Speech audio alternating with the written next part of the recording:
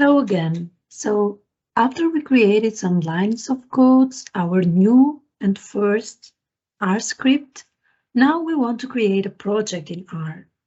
It is very important to create your own project because you need to keep all the files, all the documents in only one project if they are related to it. So how can we create our first project? And let's say save this R script. We can do it in different ways. One of the option is to use this button to the top right pane of your window. So project known, it means that we do not have a project yet. But if we click here, you will see a list of some existing projects, but because we are going to create our new project, we just go to new project, and I'm saving this data because I want them to use later. So let's go to new directory, new project, and then let's type the name of our first project. Let's say it will be project 1, and it will be saved as a subdirectory of this folder here where I have a lot of other information, maybe some data sets, maybe some other files which I'm going to use during this project. If you have something, just browse and save it to your own file at some point. Let's create the project now. And what you will see will be the change of the name in this part here. So we will be directed to our new project with the name project 1. Let's see. You can see the name here is changed. It is project 1.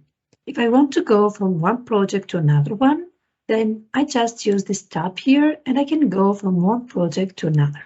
So let's stay here.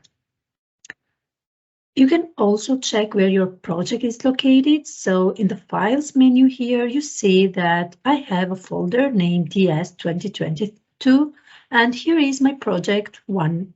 Here I can also put other information such as other scripts or other data sets or other, let's say, articles, which I'm going to use for this project. And this is very, very handful. Let's go and let's create a script here. So I'm starting explaining my project here. So this will be project 1. And what I'm going to do, this will be the introduction part. At this part, I'm going to write some basic code. So starting with math operations. And then I will go step by step with other.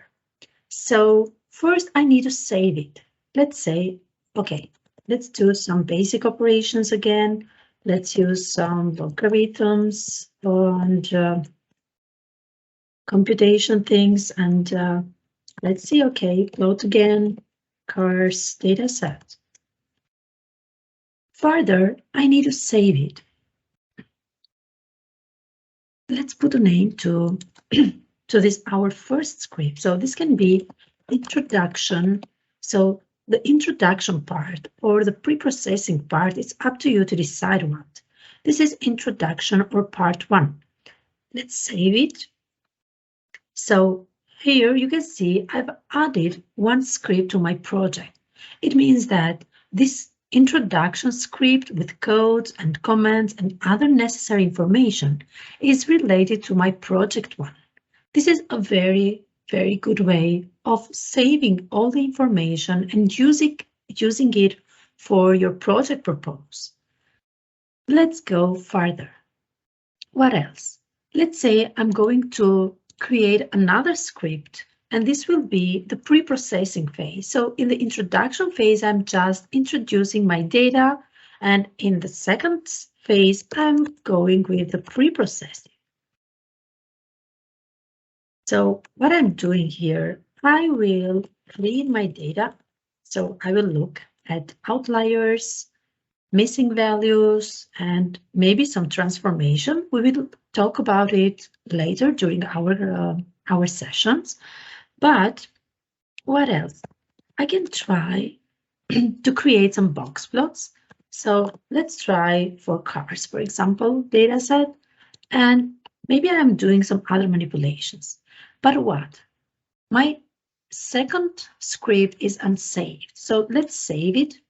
It will be again related to project one, and this will be my pre-processing script.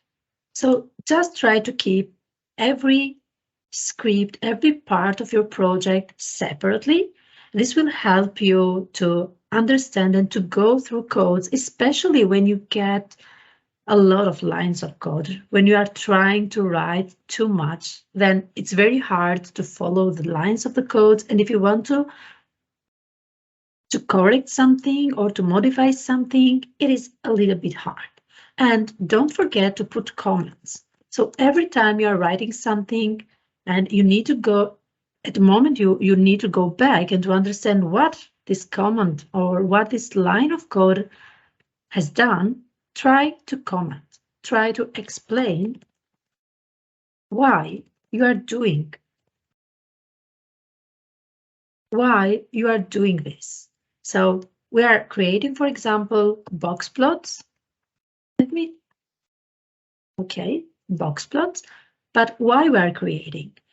A very good and helpful way that RStudio is offering to you is that it suggests to you many functions, and it also says to you that this function belongs to the graphics library, and it also gives you information, for example, what this function will do. This is a very, very brief information, such like only a descriptive, but if you want to know more, just search for it. You can also use help here, or you can also use your web. So let's see what we have done here. I'm saving it. So I have now 2 files, and this is good because every time I want to go from one to another, I just click here, even if I have a very large list of scripts.